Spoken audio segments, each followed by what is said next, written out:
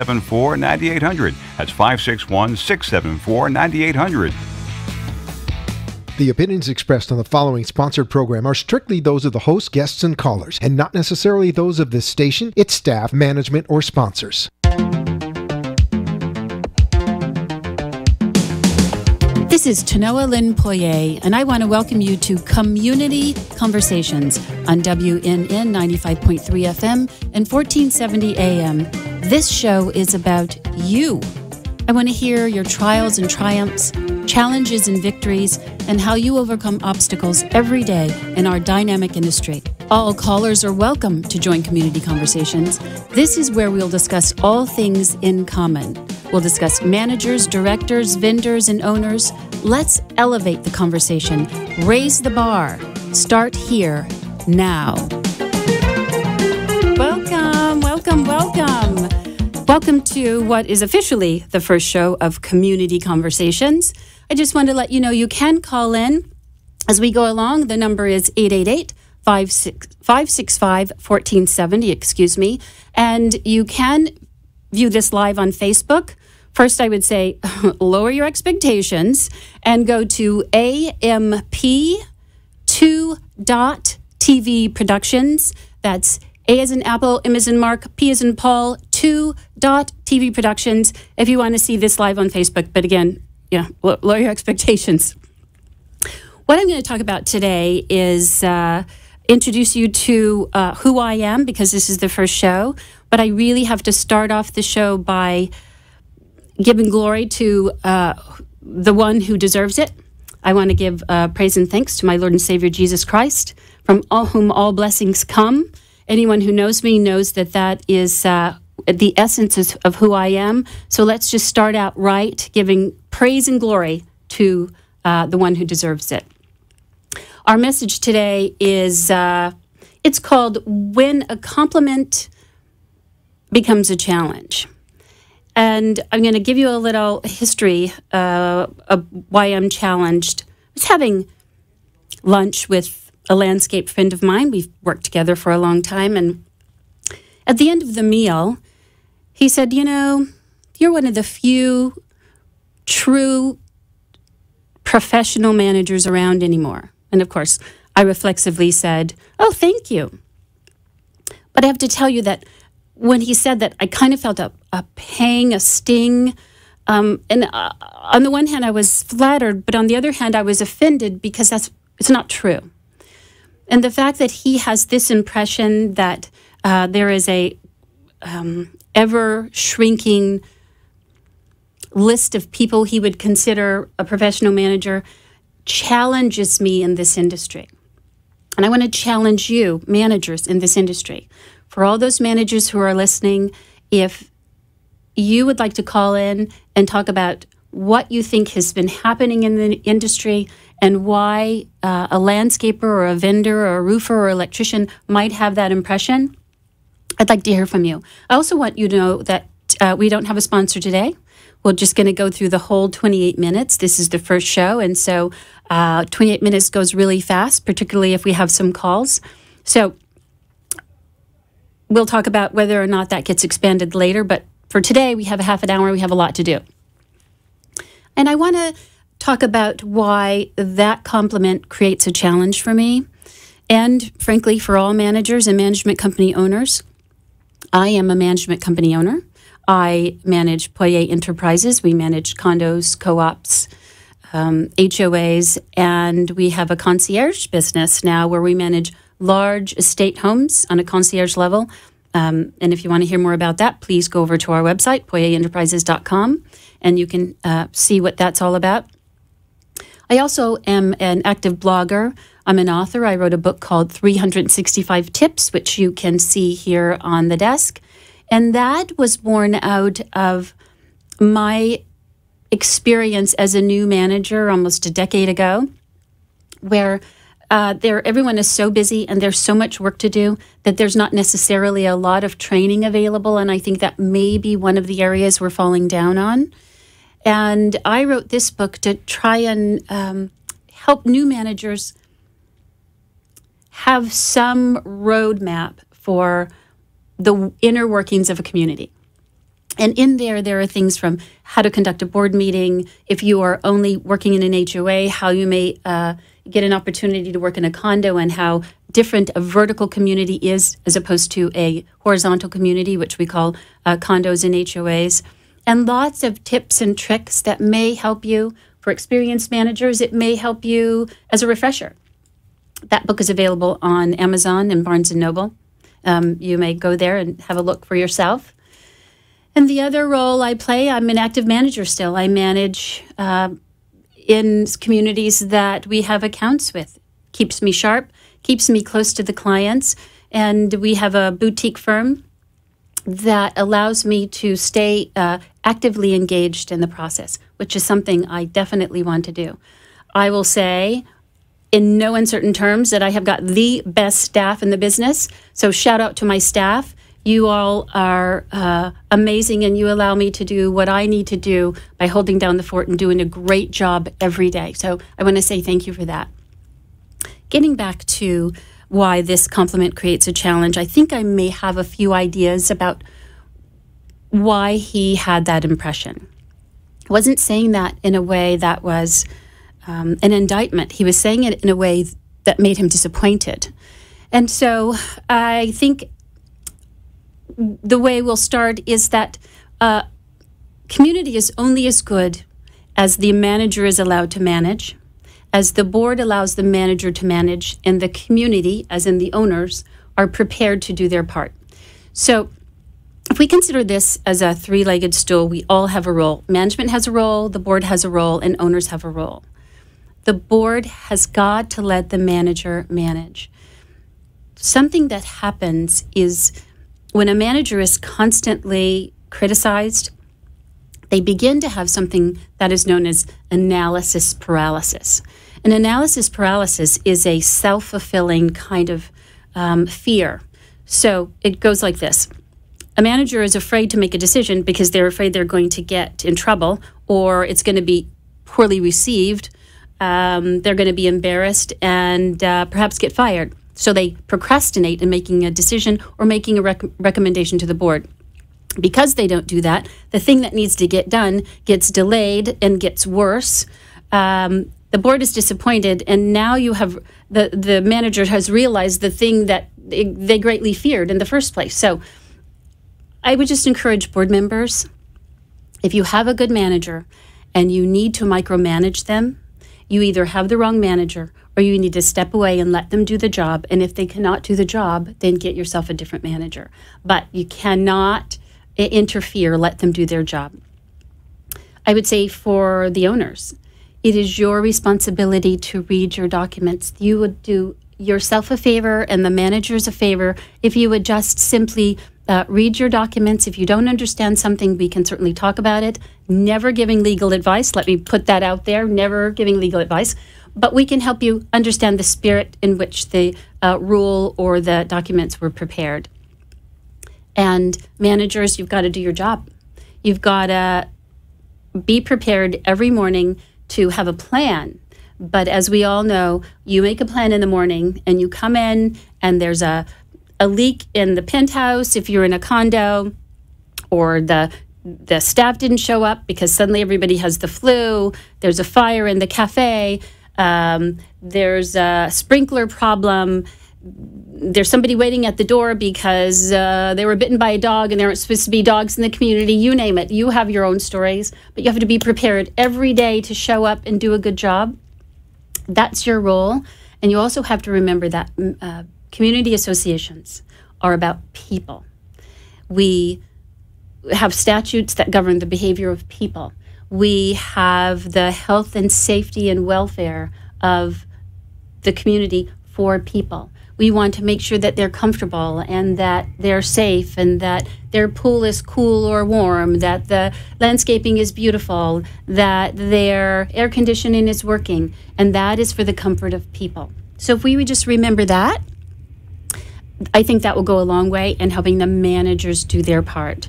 And I am really interested in hearing from any managers who want to add on to that, or by all means disagree with me if you disagree. I want to give you the number again. It's 565-1470, 888-565-1470.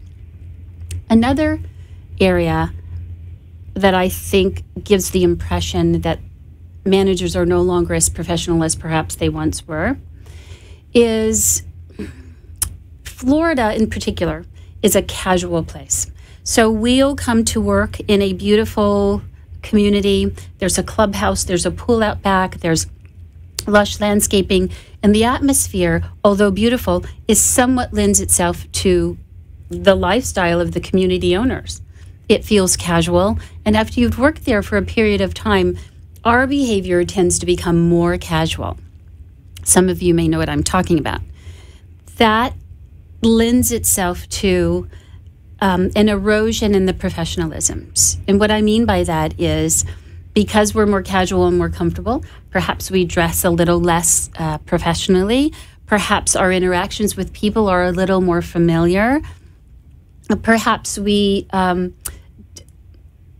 not ready to present ourselves in a way that separates the fact that we work there and our owners and board members live there, and that we've kind of got to draw a red line between them so that we continue to be seen as the true professionals that we are. Now, keep in mind, in Florida, you have got to take a test to become a CAM. You have a background check, you have to pass a test, and you are responsible for millions of dollars in the budget, tens of millions of dollars in property, and again, it all comes down to how you care for people. So the Florida lifestyle can lend itself to, I don't know, perhaps being a little more lackadaisical. And so I just say that we kind of have to step up our game. And this is certainly not everybody. I don't actually know any non-professional managers. All the managers I know do their best every day, present themselves professionally, speak well, write well, and work their tails off. But they're getting this landscaper that I referred to is getting this impression from somewhere. So thinking about ideas about why this may be a problem, these are the kinds of things that come to mind. And I would say for me, as I mentioned, one of the reasons I wrote the book was because when I started, there was not a lot of opportunity to be trained. You kind of have to hit the ground running. And here's a book, here are the documents, here are the keys to the golf cart, go get them. That's not, on-the-job training doesn't work in this environment. So I would say that regular training, having a mentor, being a mentor may be one of the ways that we can begin to turn the tide on those few managers, and I am convinced that there are just a few managers that are not professional. Regular, consistent training, reinforcement. We've got to get away from this idea that we're in competition. We're actually not. We're an industry of professionals that can help each other. So if we can think along those lines, I think we can begin to turn the tide about how the impression this landscaper got, thinking that I'm the only one, because by far I'm not the only one. There are several of you out there. I suspect there are several of you out there who are listening, and I would love to hear from you. So pick up the phone and chime in, 888-565-1470. If you want to find me on the internet, you can find me at hellotanoa.com. That's hello, TANOA.com. Some of you know me as Lynn, but that's how you find me on the internet. You can find me on Twitter at Hello Tanoa. That's at Hello Tanoa. And if you go to the website, it will take you to the site for the book, 365 Tips for Community Managers, Property Managers, and Property Owners. While I'm thinking about that, I want to use property managers as sort of a umbrella term. I know there are a lot of CAMs, particularly CAMs who are advanced, have lots of letters after their name that really don't like the term property manager. But if you will indulge me and allow me to use that as an umbrella term, then I think we can cover a lot of territory. I also want to invite, if any are listening, apartment managers. There are a lot of parallels with large apartment managers. They are not bound by the statutes, but they certainly are bound by good business practices, and oftentimes they're bound by a real estate license. So there's some synergy in the amount of people. I have some apartment property managers with whom I share vendors. You're looking for somebody who can do plumbing or fix the swimming pool or air ducts, you name it. There's a lot of synergy between apartment managers and condos. So if you will indulge me, I would really like to use the term property manager.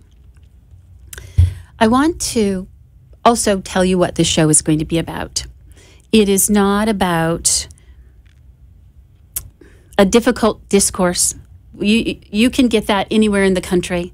This is not a place for a pugnacious, conflict-driven, difficult conversations, although by all means feel free to disagree with me anytime about anything.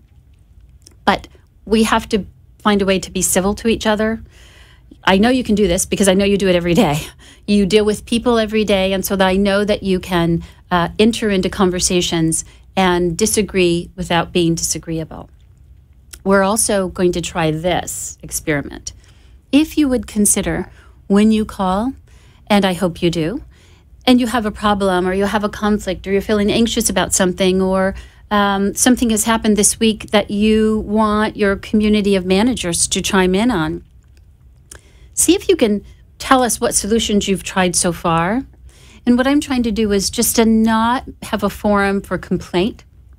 Rather, I want to have a forum where we have a problem and say, well, I have this problem, or the board doesn't let me do what I need to do, or the board doesn't listen to me, and the owners never read their documents, and and you throw your hands up, wave the white flag of surrender. That's not who we are. Okay, so this as an example, if I were to call up and say, listen, I just had a problem. I have all of my I just sent a letter to everyone about XYZ violation and nobody responded. So then I would ask you, why do you think they didn't respond? What was it about the letter or the communication or the topic that made them not respond? And what was the expectation for response? And then we can talk about that. I just don't want it to be a series of complaints without trying to create some kind of solution, because every time we do that, we help someone else who's listening. Lots of people are too afraid to call in, and that's okay, because as you can see, I can talk a blue streak, and I only have half an hour. But what I want is for people to hear how you resolved an issue. I discuss in some of my blogs, and I don't know if I mentioned that I also blog. I write a blog weekly. You can find that on the website too. I'll give the website again as we close. How you manage big projects. And one of the things I would say is you manage big projects one bite at a time. And a new manager might say, well, what does that even mean? And the way I manage a big project, for example, a roof project. I recently had a project where we replaced all of the mansards on all of the buildings in a community I manage. You kind of have to start at the end, if you will consider this. Start at the end of the project and go backwards about the timeline that you need to begin. So if you have a goal of finishing before season begins, that's about the 1st of November. So we've got to be done by the 1st of November. How long is the project going to take? It's going to take 60 to 90 days. Okay, so then you have to go backward from there, and that means that you need to start in September.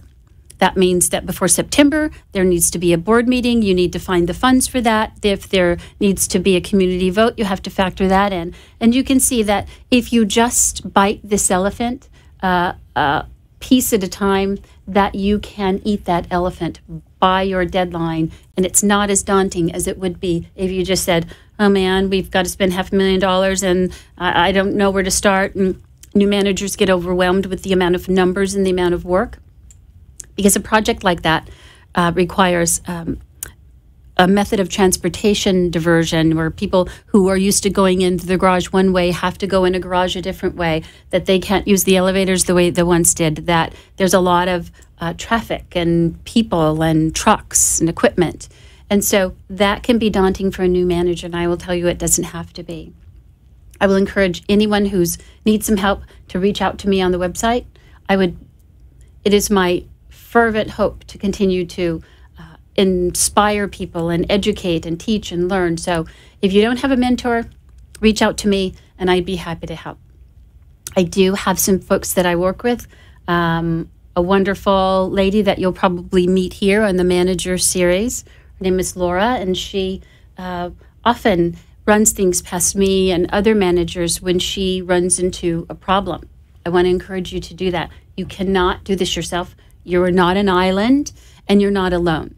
Everything that you experience, we have either been through or someone else is going through, and we can help you through the other end. If you have any ideas and you're listening and you would like to help new managers figure out what it is they need to do, where they can go for continuing ed, where they can find a mentor, I would say that this would be a good time to make that consideration. It sounds like we have Angie on the phone. Welcome, Angie. Hi, Tanoa. Hi. I'd like to go back and address your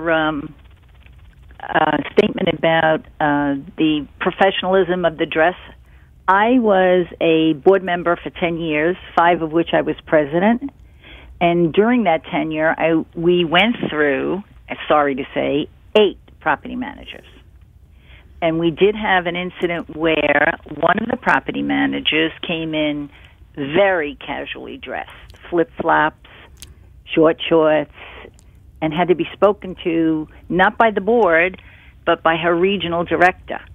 Oh, dear. We also had to put a drape around the board table because of the way she sat at the table, which was very unladylike.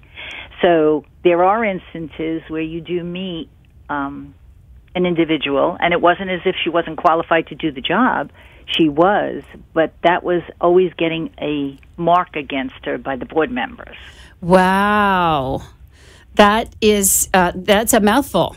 Yeah. So what I'm hearing you say is that you can know your stuff. You can be a qualified manager, but the negative of the way you're presenting yourself outweighs what you're accomplishing, that they don't notice that actually you're qualified because they're too busy looking at the horror show that's going on in front of you. Right, exactly. And it would her statements about what was going on as for projects wouldn't be taken as serious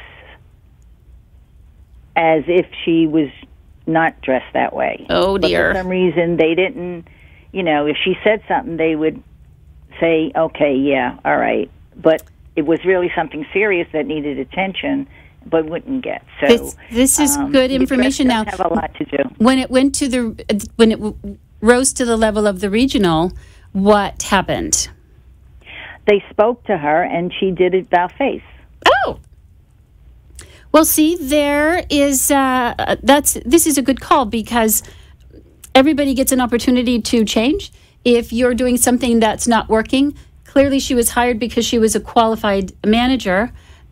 As I mentioned, in Florida, you tend to want to reflect the owners in the community, and quite frankly, board members show up in shorts, and they show up right after a tennis game, and but they live there. We're working. You have to continue to present yourself in a professional manner.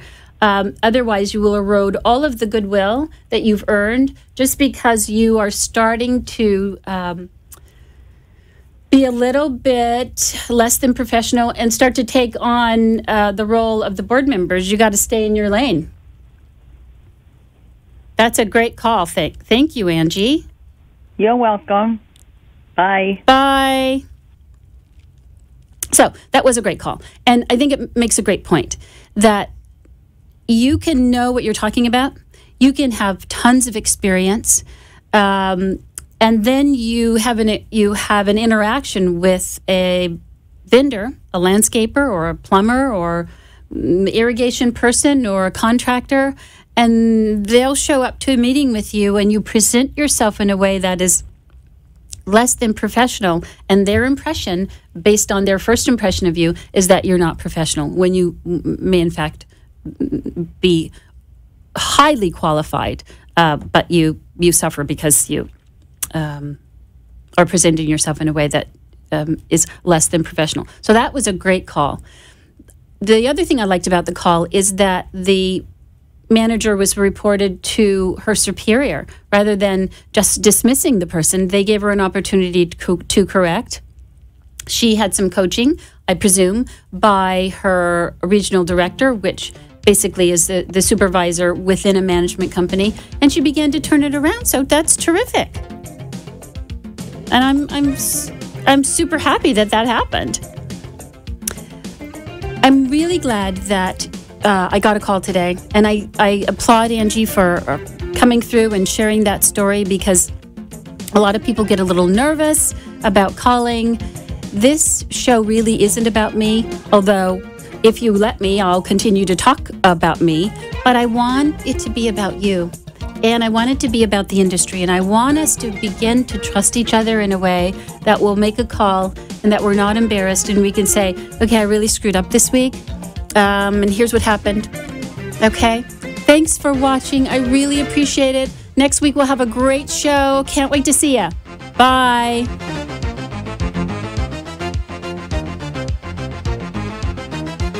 You have been listening to Community Conversations with Tanoa Lynn Poirier. It is my honor to host this program, and I appreciate you listening. We have an exciting show planned for you next week, so mark your calendars and join me every Friday at 5 p.m. on WNN 95.3 FM and 1470 AM. We look forward to hearing from you, our listeners. It's all about learning, sharing, and teaching. We're all in this together. Until next time, be a blessing to someone and endeavor to persevere.